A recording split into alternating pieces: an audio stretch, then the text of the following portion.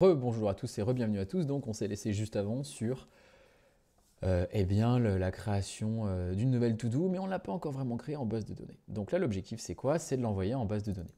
Bon bah pour ça il faut un service. Donc ici dans mon architecture, dans Feature Page UI on est bien mignon, dans Modèle c'est bien mignon, mais il me faut un petit service dans Shared qui lui se connecte à ma base de données. Donc ça va être important de le faire et donc c'est ce que je vais m'atteler à faire. Donc ici, je vais donc créer ngGenerate service. Encore une fois, hein, je pourrais l'écrire textuellement, mais prends l'habitude. ngGenerate service, et donc je vais aller dans todo /shared, slash, et donc moi, souvent, je les appelle db-todo, db-la logique métier. Vous pourriez l'appeler http-todo, http-todo, ou juste to do. Le truc, c'est que moi, juste to do service, ça se trouve, il pourrait faire autre chose que être connecté à une base de données. Moi, j'ai besoin que dans le nom textuel, je comprenne que ça soit connecté à une base de données. Donc, database, database-to do, par exemple. Bon, je l'appelle DB pour aller plus vite. DB-to do. Moi, personnellement, c'est une convention de nommage qui me convient et que je trouve relativement explicite. Donc, c'est ce que je vous propose de faire maintenant. Bien, donc ici dans Shared, alors ça a généré aussi le fichier de test, bon très bien. On va le supprimer pour l'instant, encore une fois, on ne parlera pas de test dans ce petit tuto. C'est très important, mais on ne va pas en parler maintenant. Et donc ici, j'ai mon petit service. Donc mon service, bon, c'est un service, très bien. Qu'est-ce qu'il y a à faire ici? Il y a plusieurs choses à faire. Donc ici, la première chose à faire, c'est que je vais vouloir interagir avec Angular Fire Database, donc le package Angular Fire, et dans ce package Angular Fire, la partie database. Bon, eh bien pour ça, il va falloir que ici, j'injecte dans le constructeur de mon service, eh bien je vais l'appeler database, ici mon Angular, Angular, Fire, et alors nous, on n'a pas action, pas os, hein, pas os module, pas database module, hein, ça on l'a fait au tout début, pas list, pas module, pas object, non, non, database. Vraiment qui est tout le module de database. Encore une fois, vous voyez que ça vient de la librairie compat. Ça va me permettre d'interagir avec, donc ça c'est plutôt cool.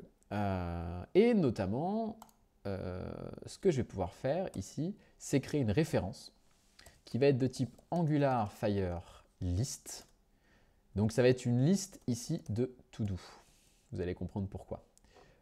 Et donc cette ref-là, c'est une référence, c'est un chemin en fait à l'intérieur de ma base de données. Hein, je vous rappelle que c'est du NoSQL, donc c'est un gros fichier JSON. Ben, ici, ref, ça va contenir cette propriété, le chemin en chaîne de caractères dans mon arborescence JSON, de où se trouve ma data à les récupérer.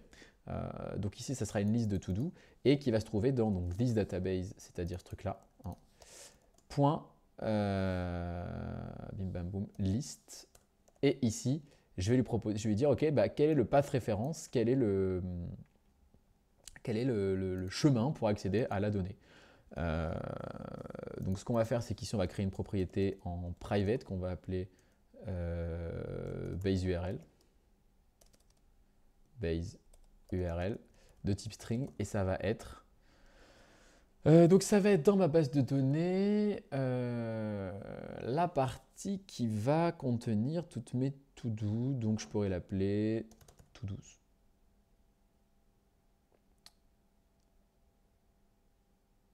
Ouais, on va faire ça.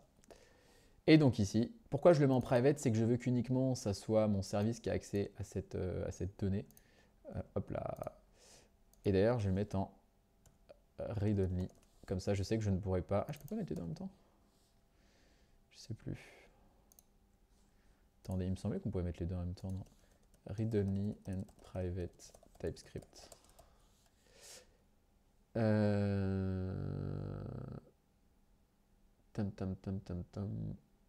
Ah, c'est peut-être dans l'autre sens alors.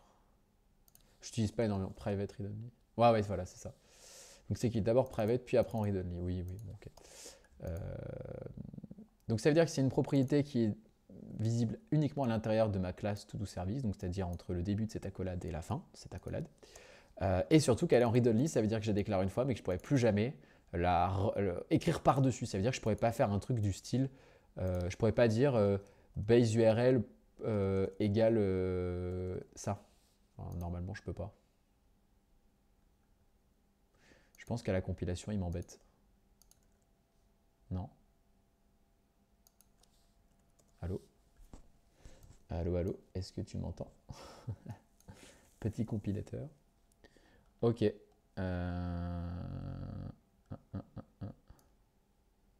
Bon, on coupera cette partie. Donc, ici, attends, hop, hop. Tout ça, on va couper, mon frérot. Donc, ce qu'on va faire ici, c'est qu'on va venir indiquer le chemin d'accès dans mon arbre JSON. Ce que je vais faire, c'est que souvent, je vais utiliser une propriété parce que parfois, je réutilise ce chemin, on verra pourquoi. Donc, autant le mettre dans une variable que je vais mettre en encapsulation privée puisque je veux l'utiliser qu'à l'intérieur de mon service. Et ça sera donc base URL de type string et je vais l'appeler to12. Ça sera le chemin à l'intérieur de ma database. On verra comment ça se matérialise vraiment dans ma base de données. Et ici, je vais venir appeler this.baseURL. Bon, très bien. Mais ça ne m'aide pas à savoir que j'ai bien créé une nouvelle to-do. Donc là, ce que je vais faire, c'est que je vais créer une méthode create. Alors, je pourrais l'appeler create to-do, mais je suis déjà dans le service to-do. Donc, je n'ai pas besoin de dire create to-do, j'ai besoin de dire create, puisque quand je vais l'appeler, ça sera this.db to-do service, enfin, this.db to-do, .create, et pas besoin de redire to-do en fait. Cette méthode create, on verra un petit peu le type de ce qu'elle a, mais qu'est-ce qu'elle fait, cette méthode create? Son objectif, c'est quoi? C'est de dire, ok, ben, toi, mon petit ref, point, je vais pouvoir utiliser un tas de méthodes avec Firebase. Push, ça va me permettre d'envoyer des données, d'accord? Remove, en supprimer. Set, ça va permettre de mettre à jour des données. Update aussi. Update va être non destructif alors que set va être destructif. C'est-à-dire qu'update, si vous envoyez un objet, ce sera seulement les parties de l'objet qui ont changé qui vont se mettre à jour, alors que set va tout redéfinir directement. Snapshot changes, state changes et value changes, c'est plutôt du get, d'accord? C'est l'équivalent d'un get, grosso modo. Et audit trail, je ne sais pas ce que c'est, il faudrait que je regarde ce que c'est. Bon, on verra ça étape par étape. Nous, en l'occurrence, ici, on veut créer une to-do, donc on va faire un point push. Donc, ce qui est pas mal avec Angular Fire, c'est que c'est assez explicite, un point push, on comprend ce que ça fait. Et ici, qu'est-ce que ça push? Eh bien, ici, ça push une to-do que je vais recevoir ici en paramètre de ma méthode. Donc ici, je vais push ma to-do. Et ce qu'il faut bien voir, c'est que ici, bim bam boum, alors... Est-ce que je le vois au niveau de la doc ou pas? Il me dit que c'est TunnelBale référence. Bon, c'est pas hyper explicite, mais en gros, ça, c'est une promise. D'accord? Donc ici, je peux dire, bah, une fois que c'est fait, then, je peux mettre un point, enfin, je peux le chaîner, vous voyez. J'ai un catch, child, and before. Bon, on verra un petit peu toutes ces choses-là. Vous pouvez vous amuser un petit peu. On peut ordonner, en fait, pas mal de choses par child, priorité, etc. Bon, on reviendra dessus. Surtout, je veux dire point then. Donc, une fois que c'est fait, donc là, ici, je vais avoir ma réponse, mais je n'ai pas forcément besoin de l'utiliser. Surtout ici, par exemple, je vais console log, ou quoi, ouais, si. Hey, tout bien poussé. Donc ça, normalement, c'est bon, pareil, on verra avec PrimeNG, on fera une petite pop-up qui dit hey, c'est bon, ça a bien été poussé en base de données. Pam, et ça redescendra. Donc ça, c'est cool. Et on va sauvegarder. Donc normalement, alors il y a la possibilité que ça foire, hein, mais que ça plante. Il faudrait que je fasse attention avec YouTube. Donc then, c'est si jamais ça se passe bien. Et point catch, c'est, alors non pas pour combattre, mais on pourrait, c'est si jamais il y a une erreur, on va mettre R, eh bien je vais handle l'erreur, je vais gérer l'erreur. Donc là, je vais la console log pour un petit peu la voir. Et puis, alors je crois que c'est R. Il y a code. Et il y a R.message, je ne sais plus exactement. Chaque fois, je regarde la doc pour ça. On verra. Mais grosso modo, ça permet vraiment d'avoir un message d'erreur qui vous explique pourquoi. Par exemple, si dans vos règles de sécurité, hop, il faut que je branche mon ordi. Si dans vos règles de sécurité, par exemple, eh bien, vous avez dit que la personne était en false, elle ne pouvait rien envoyer du tout, par défaut, eh bien, vous serez plutôt dans le catch parce que vous aurez essayé de push une donnée, mais il y a une erreur côté serveur, donc ça va vous renvoyer une erreur. Et donc ici, on entrera dans la partie catch et non pas dans la partie then. Donc c'est pour ça que c'est important de rajouter la partie catch lorsque vous interagissez avec les méthodes d'Angular Fire. Ça de mémoire, ouais, je n'ai pas forcément besoin de return quoi que ce soit, create, c'est create tout simplement. Bon, bah, ce qu'on peut faire, c'est bim bam boum.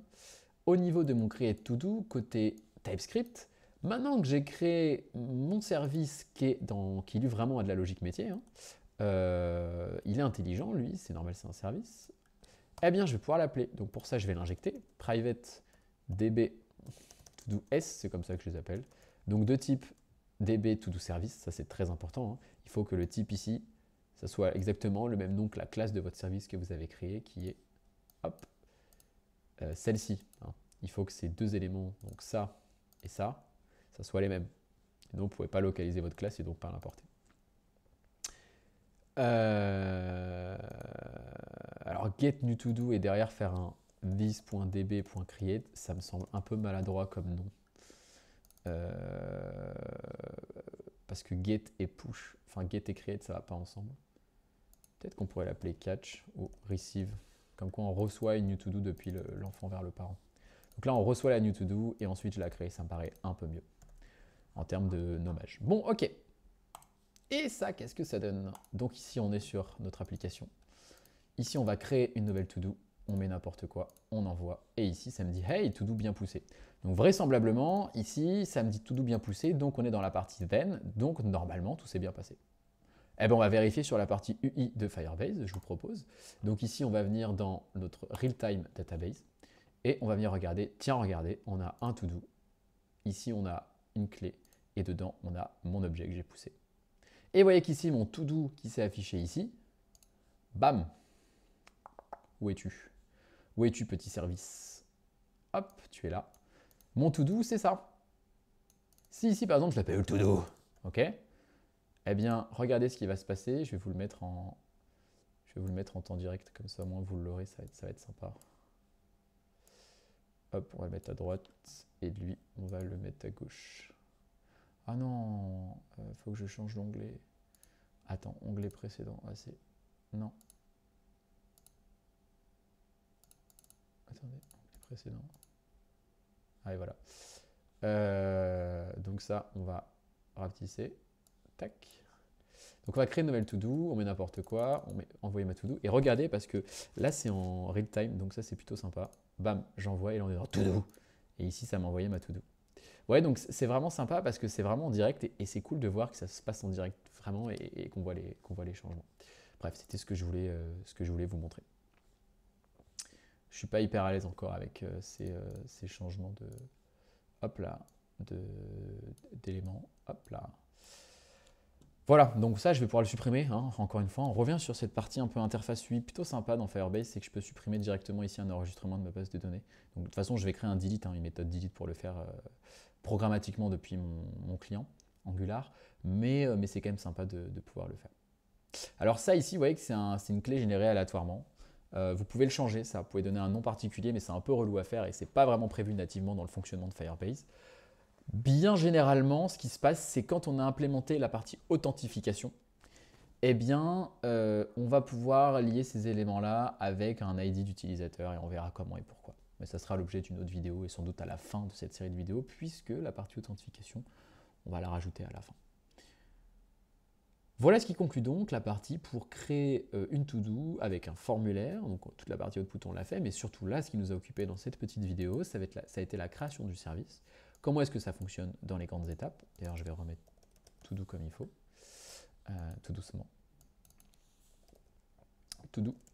Et ça était là pour les blagues. Et puis, comment est-ce qu'on peut envoyer ça et voir côté database. C'est plutôt pas mal. Donc maintenant qu'on a créé notre première to-do, on va voir un petit peu comment on peut récupérer les to-do une fois qu'elles ont été créées, comment on va les afficher côté Smart Component et Dumb Component avec notre composant feature display to-do list et puis sans doute un petit composant UI qu'on va devoir créer.